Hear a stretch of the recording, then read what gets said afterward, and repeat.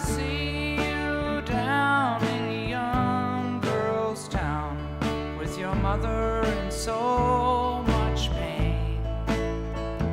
I was almost there at the top of the stairs with her screaming in the rain.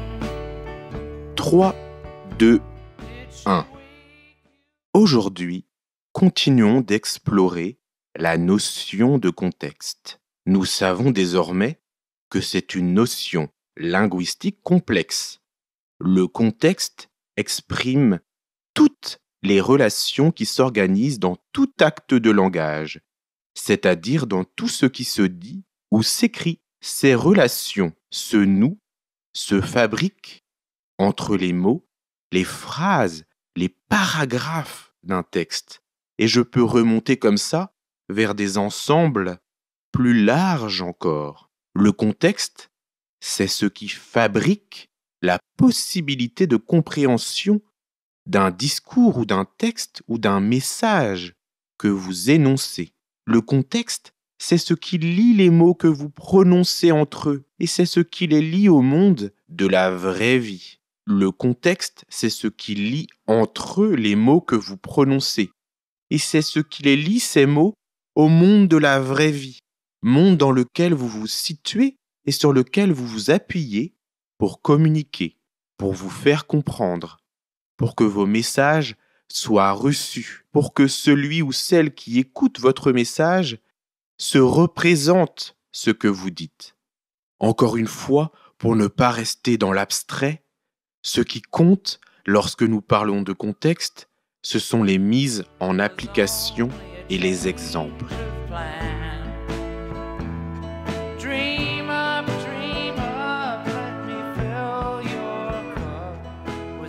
Revenons sur l'exercice du jour 14, qui a posé à certains des difficultés.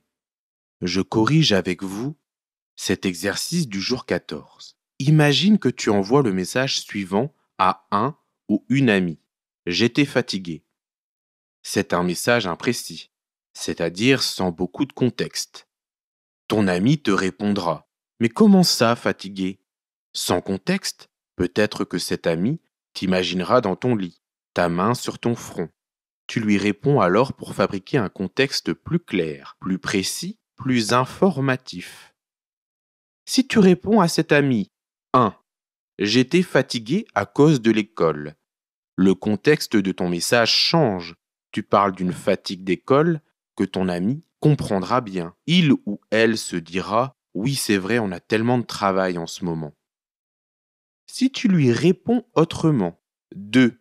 J'étais fatigué hier soir, mon voyage en Chine me paraît de plus en plus beaucoup trop long. Cette fois, le contexte qui se fabrique dans ton message est radicalement différent. C'est une fatigue de voyage, une fatigue plus rare, une fatigue plus spécifique à laquelle on ne pense pas tout de suite quand quelqu'un nous dit qu'il est fatigué, surtout si l'on ne sait pas qu'il est en plein voyage. Si tu réponds encore autrement, 3. J'étais fatigué parce que je dormais trop.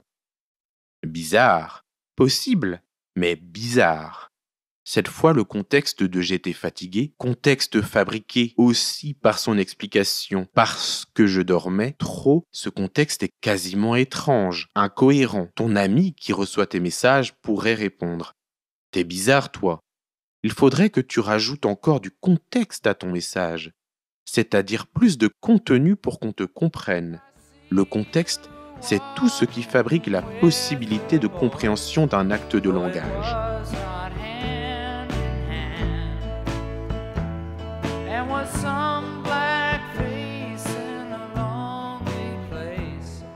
Aujourd'hui, pour continuer la mise en application de cette notion de contexte, je vous propose un exercice d'écriture. Il s'agira d'écrire un récit relativement réaliste, c'est-à-dire qui représente un monde qui ressemble à celui de la vraie vie.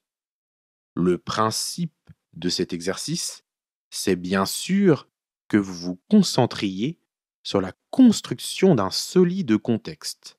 Première chose, dans votre récit commencera par J'étais en train de prendre l'air dehors quand je fus attiré par un bruit étrange. Des informations dans ce début de texte imposé. Le temps choisi est celui du passé. Vous trouvez dans cette première phrase, qui devra être la première phrase de votre récit, de l'imparfait et du passé simple. Deuxième chose à respecter dans votre récit. Vous intégrerez les 4 éléments de contexte suivants. 1. Un téléphone portable cassé. 2. Un chat agressif. 3. Une pleine lune. 4. 3 gendarmes. Ces éléments devront chacun, à un moment donné de votre histoire, apparaître et apporter du contexte à cette histoire. Vous devrez prendre garde à ce qu'ils n'apparaissent pas gratuitement, ces éléments de contexte. Ils doivent participer au développement de l'intrigue de votre histoire qui devra rester cohérente. It was only a change of plan. Dream up, let me fill your cup with the promise of a man. Afin de vous aider, exemple d'histoire possible à partir de cette consigne. Je commence. J'étais en train de prendre l'air dehors quand je fus attiré par un bruit étrange. Il n'y avait pas grand monde dans la ville, imaginez bien, c'était la nuit. Moi, j'aime me promener à cette heure, surtout quand c'est la pleine lune. Le bruit étrange m'attirait vers une rue plus étroite, où l'on ne distinguait franchement pas grand-chose. Je sortais mon téléphone pour éclairer la zone. Soudain, surgit du noir, une masse lourde me percuta la main. C'était quoi? Un chat agressif? Impossible de savoir encore. C'était trop sombre. Je m'agenouillais pour chercher mon téléphone qui m'avait échappé des mains. Je le saisissais. Bon, téléphone cassé. Je ne pourrais plus rien en faire. Les mains en l'air. Quoi encore? S'approchant de moi, 3 gendarmes. Qu'allaient-ils me reprocher? Cette nuit de pleine lune prenait un drôle de tour.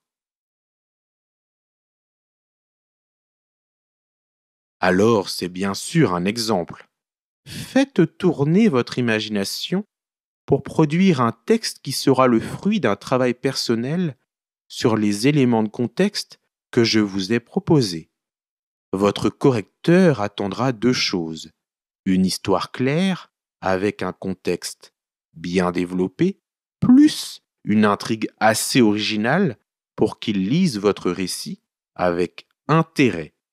Dernière indication, votre texte devra contenir environ une 15aine de lignes à minima.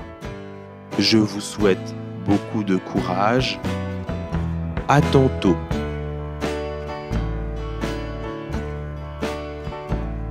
Well, I see